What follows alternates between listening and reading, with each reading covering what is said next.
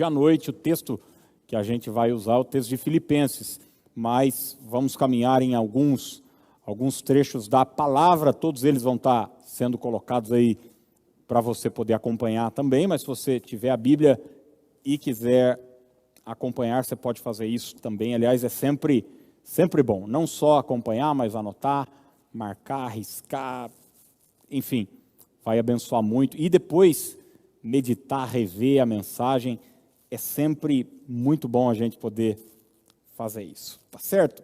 Gente, nós comentamos sempre em casa, e eu sei que isso não é uma coisa só da minha família, você já deve ter comentado também, é curioso como essa questão de nomes, e a gente tem falado sobre alguns nomes de alguns grandes homens da palavra de Deus, alguns mais conhecidos e outros nem tanto, mas como essa coisa de nome é uma coisa de época, né?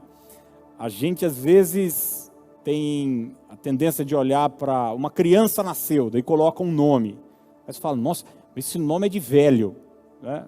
Na verdade não é que é um nome de alguém que um dia também nasceu, né? Um dia foi criança, mas naquela época era comum aquele nome. Existem nomes que, por exemplo, quando eu era menino, a minha geração, vou fazer 38 anos, o pastor Ricardo é da minha época, um pouquinho mais velho que eu, mas é da minha época, mas é interessante como o nome dele é dessa geração. Existem muitos Ricardos com 38, 40, 45. Hoje é difícil nascer um menino e se chamar Ricardo, mas muito Ricardo, Rafael, Rodrigo, Vitor. Minha esposa é da minha geração, Daniela, hoje já não é um nome tão comum, Natália, quantas Natálias na época, enfim, os nomes vão mudando, né? Hoje em dia está na moda Enzo, Valentina, normalmente tem a ver com algum artista que colocou o nome do filho, alguém que está em alta, um jogador de futebol, isso é muito comum. Mas é interessante que alguns nomes, eles sempre vão e voltam. Em especial nós que vivemos num contexto cristão, numa sociedade judaico-cristã, alguns nomes sempre foram e sempre vão ser comuns. Por exemplo, José, Maria, João.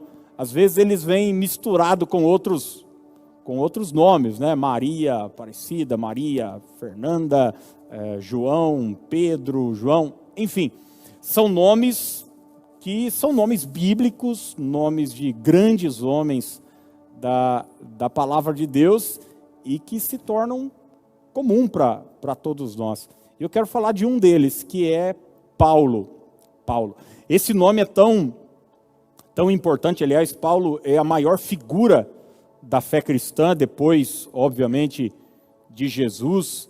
Paulo foi quem deu a maior contribuição para a expansão do Evangelho, em especial no início da igreja e até hoje com as suas cartas. Ele escreveu, só para você ter uma ideia, metade do Novo Testamento, epístolas, cartas, recomendações de como as coisas deviam andar, quais eram os critérios para estabelecer um diácono, um pastor, um bispo. Como é que, hoje mesmo eu estava lendo eu comprei um jogo de livros lá de um teólogo e estava estudando sobre as cartas pastorais, e no final de 1 Timóteo, Paulo estava falando sobre o critério de quem de fato deveria ser considerada viúva na igreja primitiva. Até isso Paulo cuidava, porque ele dizia o seguinte, olha, só vai ser considerada de fato viúva e entrar no cadastro da igreja, tinha um cadastro na igreja primitiva, de tal idade para cima. As viúvas mais novas, ele recomendava o seguinte, você que é viúva e a mais nova, a minha recomendação que eu dou é o seguinte, se case. Se você é viúva e tem familiar, sua família que deve cuidar de você. Nós estamos falando de um contexto de 2000 anos, onde não existia INSS, não existia pensão, não existia um aparato governamental, e uma pessoa que ficava viúva ficava ao léu. E a igreja amparava essas pessoas.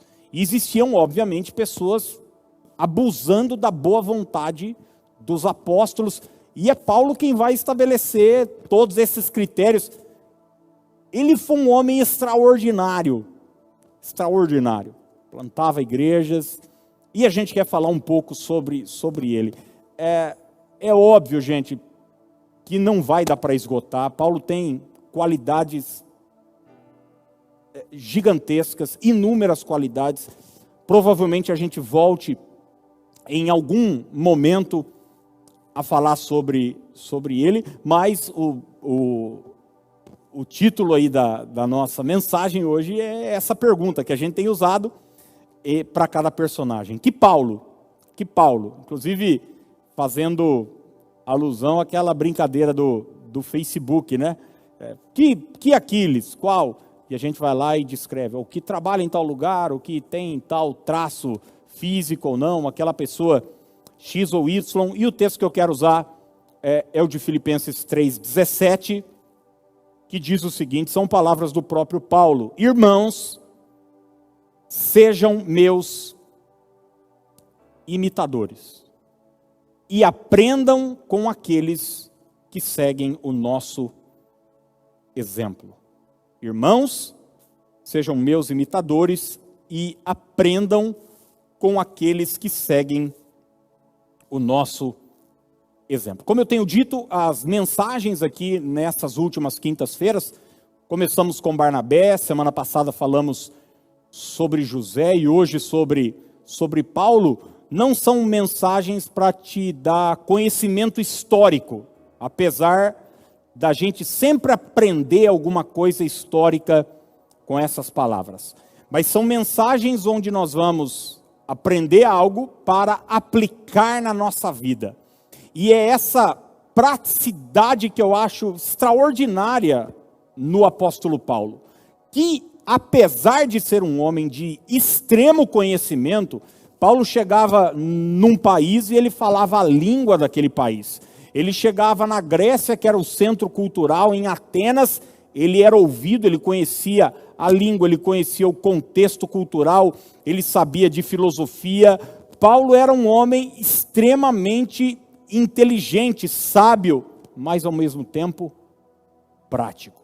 Mas ao mesmo tempo sabia cuidar de problemas do dia a dia, como por exemplo a distribuição de cesta básica da igreja, né? É muito curioso que às vezes pessoas que são muito inteligentes, muito sábias, elas têm dificuldade às vezes de lidar com problemas reais do dia a dia.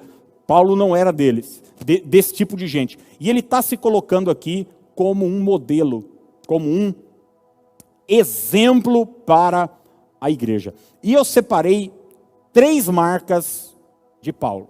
3 características, é óbvio, tem inúmeras delas, mas são marcas que a gente vai poder olhar e seguir o exemplo, seguir o padrão.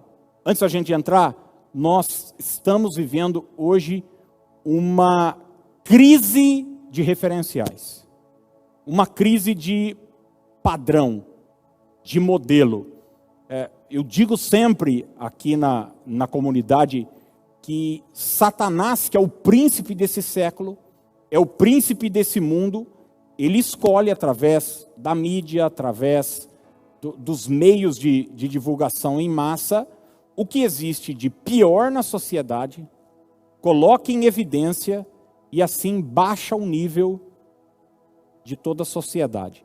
Então, hoje em dia nós estamos vivendo numa época onde as pessoas estão buscando referenciais, e elas fazem isso na internet, seguindo um digital influencer, seguindo um youtuber, seguindo uma atriz, uma cantora, um cantor, e não tem nada de errado em você ter Instagram, assistir YouTube e curtir música, eu faço todas essas coisas. A questão é que nós precisamos saber quais modelos nós vamos seguir. Quem nós teremos como referencial na nossa vida. Sabe por quê? Porque os nossos referenciais falam muito do nosso futuro. Guarde isso. Os teus referenciais falam muito do teu futuro. Quando você vai fazer uma roupa, eu me lembro que minha tia teve confecção uma época, a primeira coisa para você fazer uma camisa é a modelagem. Então, o que é isso? É um padrão. É um modelo para seguir. Antes de qualquer coisa, faz a modelagem. Então, Paulo está se colocando como um padrão, como um modelo, como um referencial. Quem é Paulo? Primeiro lugar, Paulo é aquele que mudou radicalmente de vida. Eu vou repetir. Paulo é aquele que mudou radicalmente de vida. Como eu disse, Paulo tem características extraordinárias, inteligentíssimo, um escritor. Bom, ele escreveu a maior parte do livro mais vendido da história da humanidade, que é a Bíblia. Paulo tem drogaria com o seu nome, tem um estado com o seu nome, uma cidade com o seu nome, um time de futebol meia boca com o seu nome também. Paulo é o cara. Mas se existe uma marca que é fundamental na vida dele, é que um dia ele sofreu uma mudança de vida. Ele experimentou aquilo que nós chamamos de antes e depois. Isso é tão maravilhoso na vida do apóstolo Paulo, e essa mudança acontece em Atos capítulo 9, quando ele está indo para Damasco, perseguir os cristãos.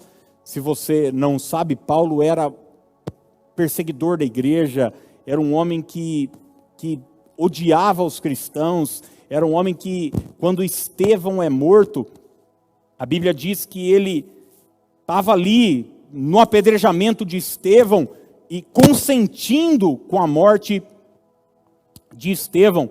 E o texto bíblico diz assim em Atos 9, 20 e 21. Quando ele começou a pregar, esse texto é a primeira mensagem do apóstolo Paulo. Olha o que o texto diz.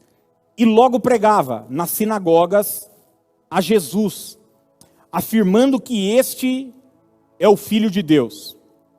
Ora, todos os que o ouviam estavam atônitos e diziam: olha por que as pessoas ficavam pasmas quando ouviam Paulo pregar. Não era por sua sabedoria, não era por seu conhecimento, apesar dele ser sábio, apesar dele ter muito conhecimento, mas olha o que chamava a atenção das pessoas. As pessoas diziam o seguinte: não é este o que exterminava em Jerusalém os que invocavam o nome de Jesus? E para aqui veio precisamente para o fim de os levar amarrados aos principais sacerdotes. O que chamava a atenção dos ouvintes de Paulo era a mudança que ele experimentou na sua vida. De perseguidor de cristão a proclamador de Jesus Cristo. Sabe, gente, a história da humanidade é dividida em antes de Cristo e depois de Cristo. Quando você vai pontuar um acontecimento histórico, alguém que viveu, você vai dizer: Sócrates viveu 500 antes de Cristo. Alexandre o Grande viveu antes de Cristo. Fulano de tal viveu não sei o que depois de Cristo. O Brasil foi descoberto 1500 depois de Cristo. A história da humanidade se divide assim, em antes e depois de Cristo. Mas deixa eu dizer algo para você. Mas essa mesma dinâmica, essa mesma verdade deve acontecer com a nossa vida também. A minha vida, a minha história deve ser dividida em antes e depois de Cristo. Isso é muito comum nas histórias bíblicas. Você vai ver, por exemplo, Jesus, certa vez, vai a uma região chamada Gadara, e naquela região tem um cara que é maluco, anda pelado para a rua, mora no cemitério, fica gritando igual doido, se fere com pedras. Imagina você que todo mundo é meio cabreiro com aquele menino, é um jovem, é conhecido como endemoniado gadareno. E a Bíblia diz que Jesus se encontra com aquele jovem, expulsa o demônio daquele jovem, e o texto que começa falando sobre a perturbação desse cara, termina dizendo o seguinte, que ele foi encontrado assentado, vestido e em perfeito juízo. Antes nu, antes no cemitério, antes gritando, antes doido, mas agora sentado, vestido e em perfeito juízo. O que mudou? Ele se encontrou com Jesus de Nazaré. Tem um texto bíblico em João capítulo 9, que é um texto que eu sou apaixonado. Jesus se encontra com um cego, e é um cego de nascença. A Bíblia diz que esse cego é curado de uma forma extraordinária. Todo mundo fica maluco quando aquilo acontece, ninguém entende, que nunca se havia visto algo parecido. E os fariseus então ficam doidos e começam a questionar, enfim, quem foi, o que aconteceu, será que era verdade, enfim. E o cego, chega uma hora, depois de ser muito questionado, ele diz o seguinte, olha, eu não sei responder o que vocês estão me perguntando, eu não sei se ele é pecador. Ele diz, uma coisa eu sei, eu era cego, e agora eu vejo. Ele está dizendo o seguinte, cara, uma coisa eu sei, minha vida mudou. Minha vida mudou. E eu penso, irmãos, que muitas vezes a gente tem tanto conhecimento teológico. Eu vejo pessoas discutindo teologia, sexo dos anjos, se é amilenista, pós-milenista, se é pré-tribulacionista, se é pós-tribulacionista. Esses dias eu vi uma discussão na internet sobre as definições de padrão, uma mensagem sobre anjos, querubins, serafins, arcanjos e tal.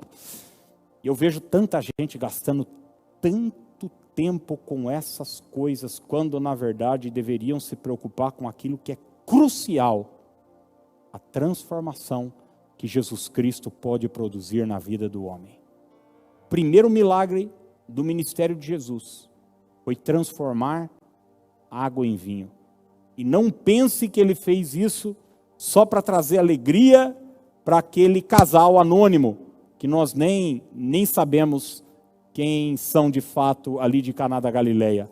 Mas Jesus transformou a água em vinho com um propósito, deixar claro para mim, deixar claro para você que ele é o transformador. Mas a gente muitas vezes cai no risco da religiosidade, né? E deixa eu trocar aqui. E acabamos, tá certo? Maravilha. E a gente cai no risco da religiosidade e acaba frequentando uma igreja, o que é legal, e acaba fazendo parte de um grupo e tal, o que é legal também. Mas muitas vezes a gente não... Isso. Eu? Maravilha. Desculpa, gente, que é ao vivo, viu? Obrigado. Estava dando algum probleminha aí no microfone. E a religiosidade é isso. É a gente ficar preocupado, é a gente ficar gastando tempo e energia com aquilo que é secundário e não darmos prioridade para aquilo que é fundamental. E sabe o que é fundamental? Mudança de vida. Foi o apóstolo Paulo quem escreveu aos Coríntios, segundo aos Coríntios capítulo 5, verso 17. E se alguém está em Cristo, é nova criatura. As coisas antigas já passaram, eis que se fizeram novas. O que é que Paulo está declarando? O Paulo está declarando que Jesus Cristo produz mudança. Jesus Cristo produz transformação. E ele não fala sobre uma catequese que ele participou. Ele fala sobre algo que ele experimentou na vida dele. E a pergunta que eu faço para você hoje à noite é essa. Não é se você frequenta uma igreja. A pergunta que eu faço para você não é se você gosta das mensagens que eu prego. Não é se você ajuda a gente a pagar as contas aqui. Não é se você toca no louvor ou não, ou gasta tempo. Não, a pergunta que eu faço para você é a seguinte: você teve sua vida transformada por Jesus? Porque isso é algo fundamental para a nossa história. A segunda marca de Paulo, quem era Paulo? De que Paulo nós estamos falando? Daquele que sofreu uma mudança radical de vida, mas Paulo também era aquele de um otimismo inabalável. Paulo era um homem de um otimismo inabalável. Gente, a palavra otimismo no dicionário é definida assim: é o costume ou sistema de achar que tudo é ou resultará o melhor possível. Otimismo é confiança no porvir, no que está para acontecer. Uma pessoa otimista é aquela pessoa que acredita que vai dar certo. E é interessante que essa é uma marca maravilhosa na vida de Paulo. Paulo é um camarada extremamente otimista. Você vai ver que Paulo passa por poucas e boas, hein, gente? 2/3 do ministério de Paulo, ele está preso. Ele chega numa cidade e é apedrejado. Ele passa por privação econômica. Ele sofre naufrágios. Ele passa por duras dificuldades. Ele tem um espinho na carne. Provavelmente ele tem um problema físico, de saúde grave, resultado, alguns historiadores acreditam, de uma malária que ele pegou numa de suas viagens missionárias. Ele sofreu inúmeras dificuldades, mas nada abalou o seu otimismo, sabe? Não é porque a vida dele era fácil, não, mas é porque quem anda com Deus tem razão para acreditar que tudo vai dar certo, que o melhor está por vir, que grandes coisas vão acontecer. E a gente vê isso nos escritos de Paulo o tempo inteiro. Eu costumo citar sempre o texto que ele escreveu para Filemão, né? Eu acho maravilhoso. Ele está preso e ele escreve o seguinte: ó, já prepara o quarto aí que eu vou visitar para você, já deixo minha cama preparada. Gente, ele está preso, não é assim, um preso sai a hora que quiser. Ele escreve: ó, estou planejando passar o inverno com vocês, porque ele crê que vai dar certo, ele crê que vai ser solto, ele crê que a palavra será proclamada. Paulo é desse tipo de gente. Agora, irmãos, tem gente pessimista nesse mundo, não tem? Você conhece gente assim? Gente que está sempre acreditando no pior. No pior. É o adepto à lei de Murphy. Você já ouviu falar da lei de Murphy? A lei de Murphy é aquela mentalidade, aquela ideia de que sempre as coisas vão dar errado para mim. É exatamente o oposto desse otimismo. E existem algumas máximas na lei de Murphy, que eu anotei aqui, são até engraçadas, mas que talvez algumas pessoas vão se identificar aqui. Mas a lei de Murphy diz mais ou menos o seguinte: se alguma coisa tem chance de sair errado, certamente sairá, e da pior maneira possível. Então, essa é a máxima da lei de Murphy. A lei de Murphy diz o seguinte também: se você está se sentindo bem, não se preocupe, logo passa. Conhece alguém assim? Não? Uma vez eu vi um colega, as coisas começaram a melhorar para ele, financeiramente, e ele estava tão acostumado a apanhar da vida, que no final do mês sobrou dinheiro. Ele ficou perplexo, ele falou, não, eu esqueci de pagar alguma conta.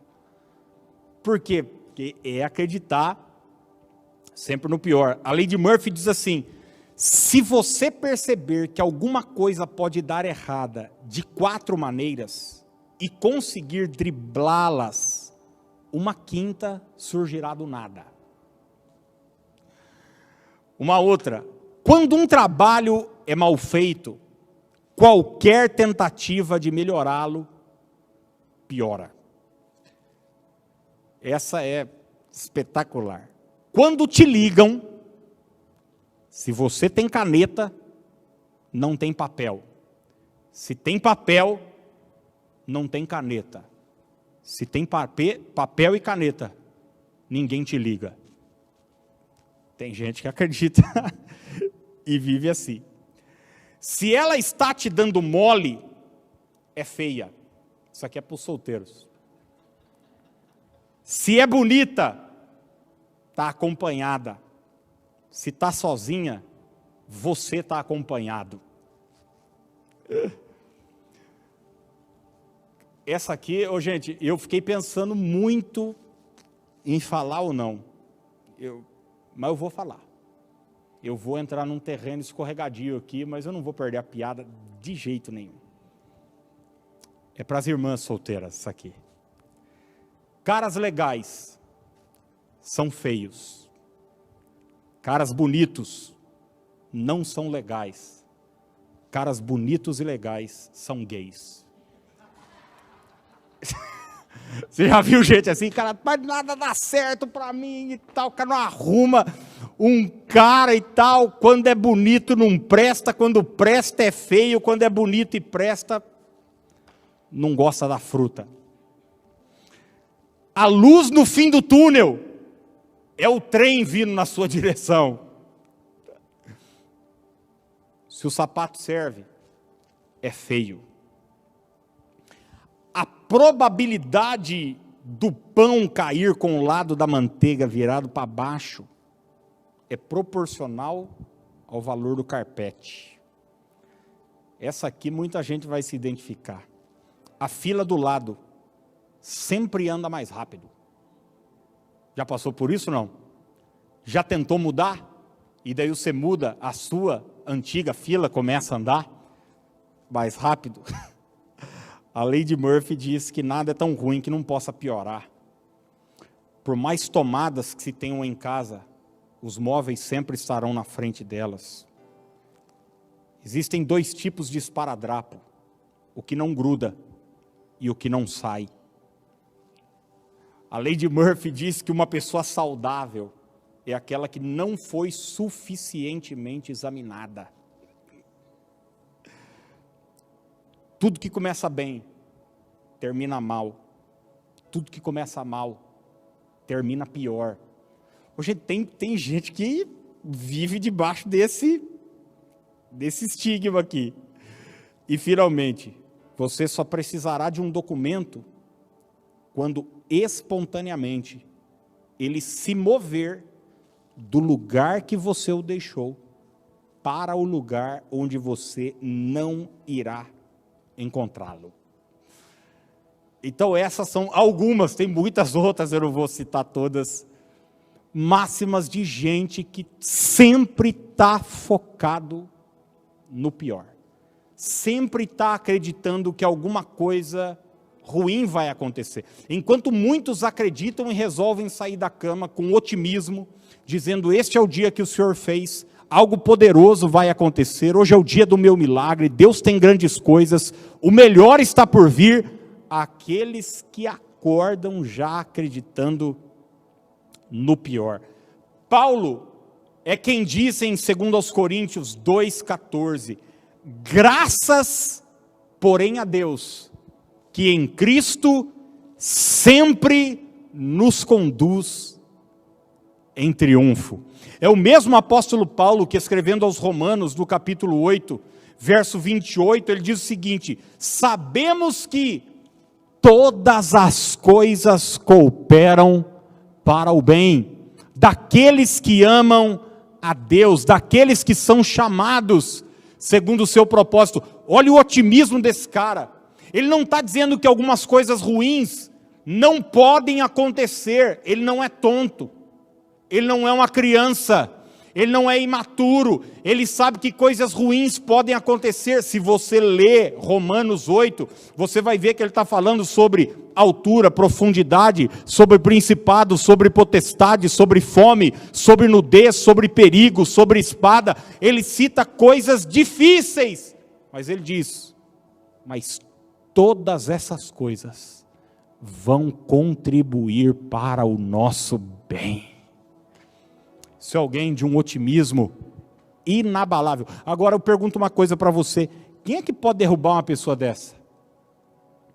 Quem é que pode acabar com o dia de uma pessoa dessa? Que em Filipenses 4, verso de número 13, ele diz: tudo posso naquele que me fortalece. Tudo posso naquele que me fortalece. Eu quero dizer para você hoje à noite que você tem todas as razões do mundo para ser um otimista. Jesus está no trono, nada foge do controle dele. Ele pode reverter a maldição em bênção, ele pode transformar a vergonha em dupla honra. Guarde, aceite e creia nessa palavra. Você é do tipo negativo ou é do tipo otimista? Sabe, gente, nós podemos mudar, sabia disso? Nós podemos mudar da negatividade para o otimismo, mudando as nossas palavras, mudando alguns relacionamentos, porque negatividade pega igual sarna. Você começa a andar com uma pessoa muito negativa, daqui a pouco você está também pensando no pior, crendo no pior. Eu quero incentivar você hoje a trocar o óculos da negatividade pelos óculos do otimismo, da positividade.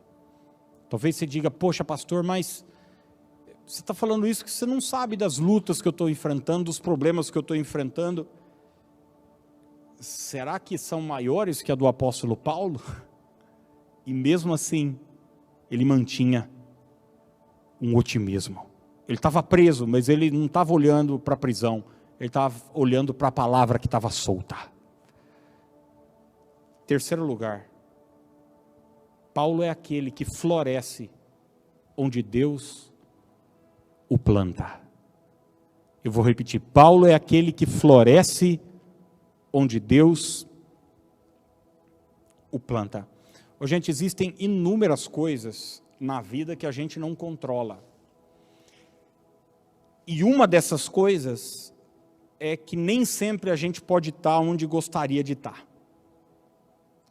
Nem sempre a gente está onde gostaria de estar. Às vezes a gente precisa estar em lugares, e nem sempre esses lugares se tratam de lugares geográficos, mas de fases, de momentos da vida que a gente não gostaria.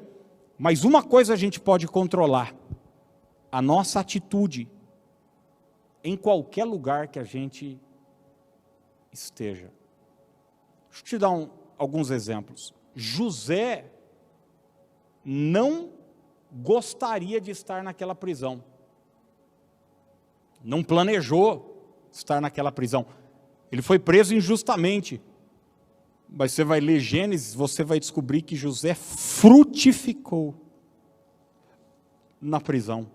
Daqui a pouco ele é colocado como responsável ali pelos prisioneiros. O chefe do cárcere vê José com bons olhos. José dá fruto onde Deus o planta.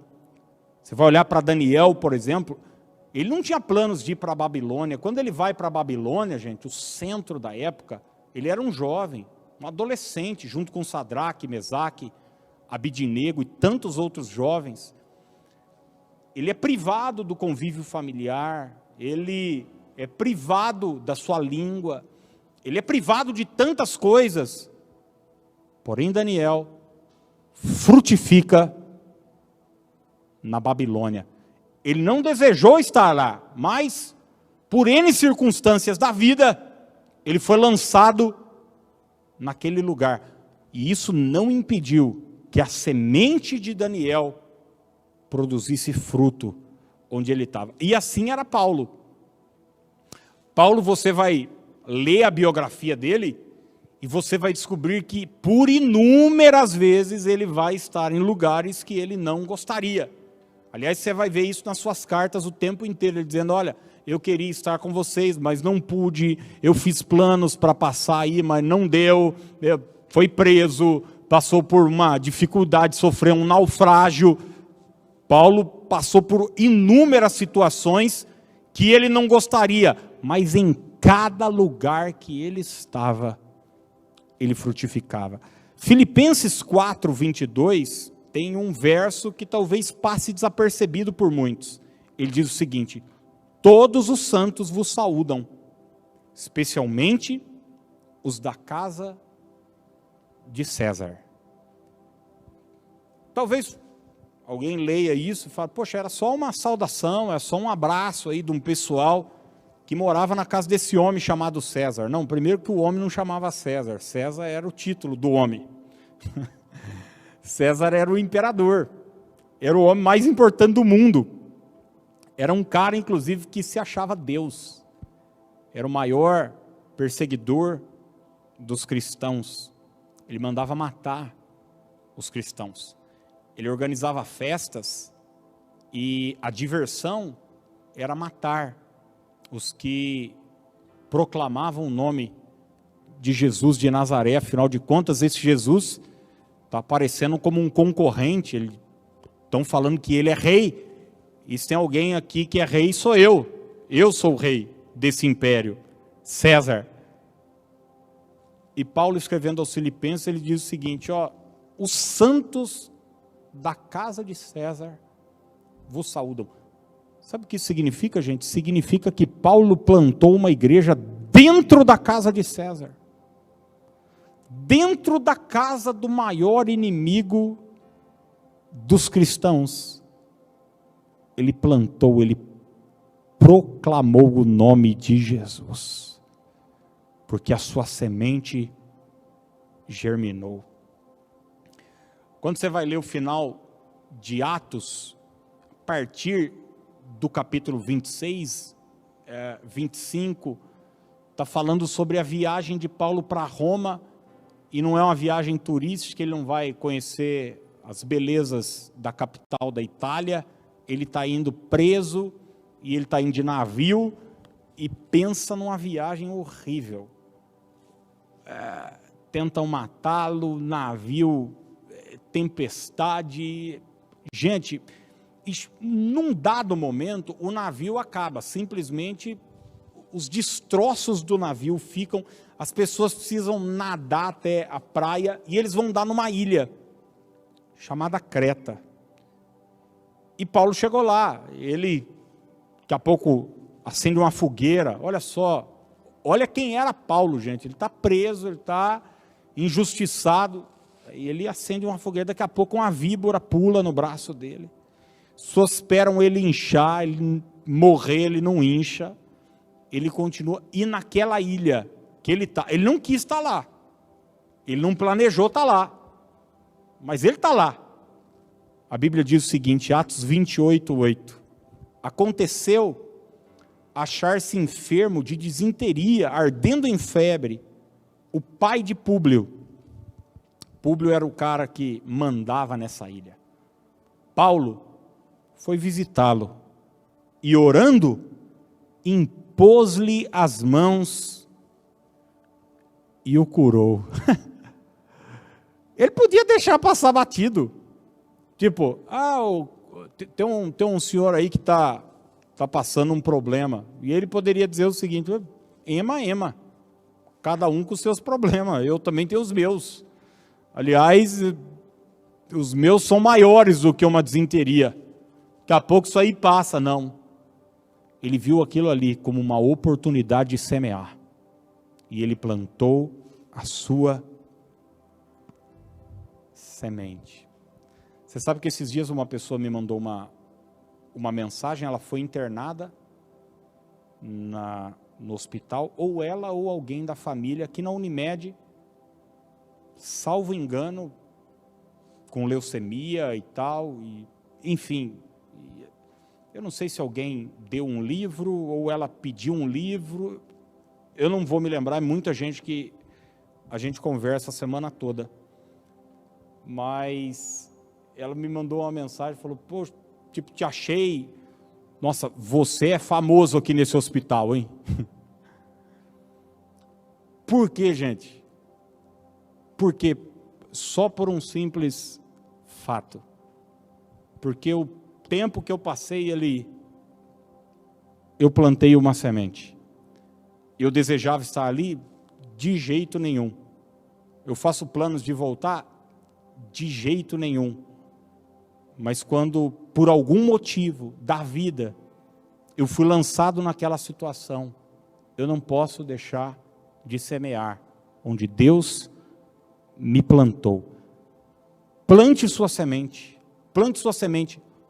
onde Deus te colocar. Talvez você não esteja trabalhando no lugar que gostaria. Plante sua semente nesse lugar. Talvez ministerialmente você não esteja onde gostaria. Eu me lembro que por muito tempo na minha vida, o que restava para mim ministerialmente era pregar em algumas casas, era pregar em pequenas reuniões, era dirigir louvor quando o líder do louvor não podia ou não queria. Restava para mim algumas coisas. Era o que eu queria? Não. Mas era o que existia. E em cada uma dessas situações, eu resolvi plantar a minha semente. Vale a pena você plantar a sua semente, porque a sua semente vai produzir fruto, em nome de Jesus. Atos 28, 23, Paulo já está em Roma. Ele está numa prisão domiciliar.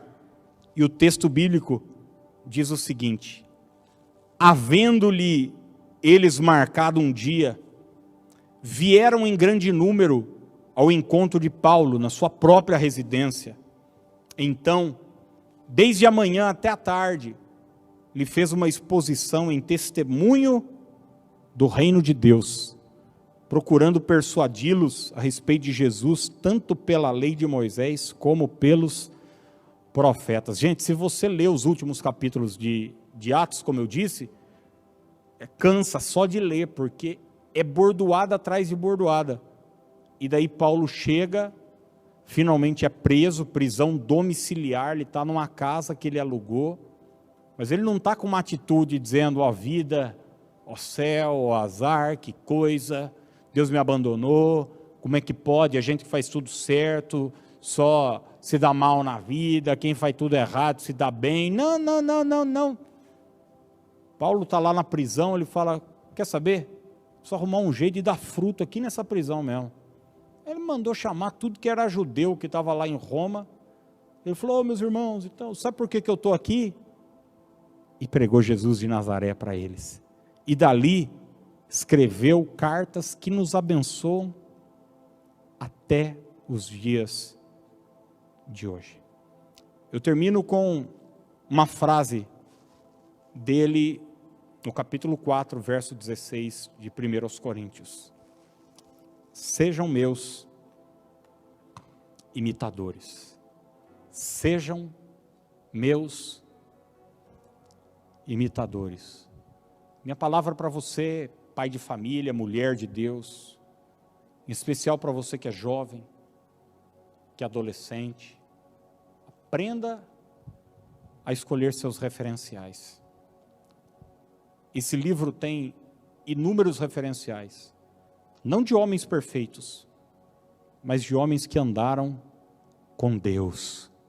E um desses homens foi Paulo, um homem que teve a sua vida radicalmente transformada. um homem de um testemunho, de um otimismo, inabalável, e um homem que dava fruto onde Deus o plantava. Que esse desafio de olhar para Paulo como um referencial, como um modelo, como um padrão, e seguir seu exemplo, seja aceito por cada um de nós, em nome de Jesus. Eu quero orar por você, e nós vamos encerrar aqui adorando ao Senhor. Por favor, aí onde você está, coloque a mão no seu coração. Ó Deus, que essa palavra, que é viva, que é eficaz, que nunca voltou vazia para o Senhor, que ela não volte vazia para o Senhor hoje também, pelo contrário, que ela venha produzir muito fruto para a glória do Teu nome. Eu oro por cada um que me acompanha, e peço que, em nome de Jesus, a Tua bênção, o Teu favor, seja com todos. Amém e amém.